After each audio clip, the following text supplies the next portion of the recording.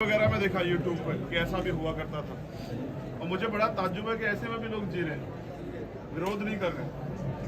जितेंद्र इसलिए नहीं हमारे बीच से चला गया कि वो इस पे चुप था, वो इस पे मुखर था और वो इसके विरोध में खड़ा हो रहा था, इसलिए उसकी जान गई। लेकिन क्या हम और किसी जितेंद्र को खोना चाहते हैं? गुलामी और गुलाम की कोई जात नहीं होती। गुलाम होता है, उसका एक ही धर्म होता है, गुलामी का। और मैं समझता हूँ आजाद भारत में हम गुलाम पैदा नहीं हुए सर। तो जो लोग इस तरह की वो रखते हैं, उनमें से कुछ लोग जहाँ भी होंगे, मैं उनसे भी कह रहा हूँ, इंसान बनो भाई, इंसान बनो, जानवर मत बनो ना। किस बात का घमंड ले रहे हो, किस बात का दम ले रहे हो? ये तो समय समय की बात है, घेर के मारते हो कायरों की तरह और ताकतवर समझते हो। नहीं, हमारी आपसे बिल्कुल लड़ाई नहीं है। आप इंसान बन के अपने घर रहो और हमें अपना काम करने दो। हम तो एजुकेशन को तरक्की का रास्ता मानते हैं, लेकिन जो अधिकार बुनियादी सबको है वो हमारे अधिकार है, उनको कोई छीनेगा नहीं। और मेरी आपसे वादा है, ये जो हजारों साल से यहाँ परंपराएं चली आ रही है, जिनको हमने पुराने उसमें किताबों में कुप्रथाओं के रूप में पढ़ा, ये 1 साल के अंदर ना कटी तो मैं जीवन में काम करना बंद करके घर बैठ जाऊंगा। मेरी बात को आप याद रखना। ताली बजाने की नहीं है। एक और इम्पोर्टेंट बात, हमने जो मांगे थी उन पे बात की है। यहाँ अधिकारी हैं, वहाँ लाखों लोगों की भीड़ खड़ी है, हमें उनके बीच में जाना है और हम चाहते हैं मांगे पूरी हो। और फिर हमने एक बात स्पष्ट तौर पे कही है, हमारे अधिकारी यहाँ खड़े हुए सीनियर, हमारे भाई भी यहाँ खड़े हुए, उपकार भाई खड़े हैं, धनपाल भाई खड़े हैं, शैलेश भाई खड़े हैं। अगर मांगे पूरी नहीं होती फिर जो विद्रोह होगा उसकी जिम्मेदारी मुख्यमंत्री की, हमारी नहीं होगी। क्योंकि आम जनता क्या कर सकती है, उसको अधिकार है आंदोलन करने को, करेगी। लेकिन हमने तय किया कि इस बार आंदोलन यहाँ नहीं होगा।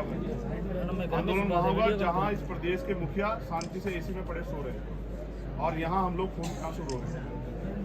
अगर वो चुपचाप बैठ पड़ के सोएंगे तो हम भी यहाँ नहीं घूमे होंगे, फिर हम उनके दरवाजे तोड़ के ना उनके यहाँ घुसेंगे।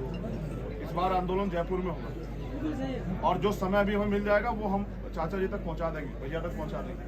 और वैसे उपकार यहीं रहेंगे, अभी वो नहीं है, इतना वहाँ से पहुँचेंगे उपकार वहीं रहेंगे, अब इनको बताएंगे।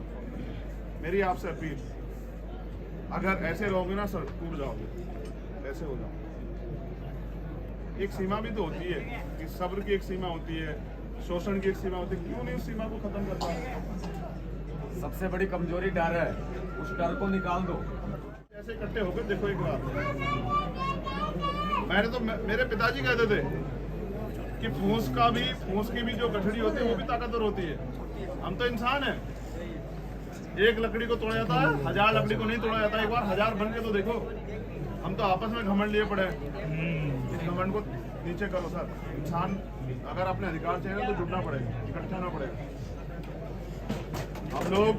आप लोग तो यहाँ लड़ते हैं, लेकिन हम तो बस आपसे कहने के लिए आए, क्योंकि लड़ना तो आपको 24 घंटे 7 दिन नहीं पड़ेंगे हम लोग यहाँ।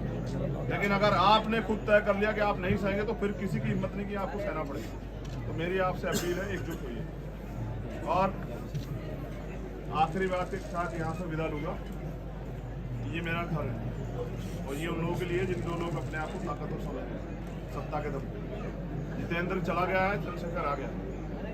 जितेंद्र के रहते वो नहीं आ पाया, लेकिन यहाँ मेरी 4 बहनें रहती हैं, 2 की शादी होगी, 2 भी है भाई। मेरा भाई रहता है बड़ा मुझसे, मेरे चाचा और मेरी माँ सब लोग रहते हैं। इनकी तरफ आँख उठाने वाला आदमी चैन से नहीं सोएगा। ये मेरी जबान, और मैंने जब जबान दी तो फिर चाहे कुछ भी। ये हमारे लोग हैं, ये मेरा घर है, मेरा परिवार है और ये समाज मेरा परिवार है। इसके खिलाफ आँख उठाने वाले को फिर तो जैसा वो जुल्म करेगा वैसा सहना पड़ेगा। धन्यवाद। और मैं चाहता हूँ अभी ये मूछों की जिम्मेदारी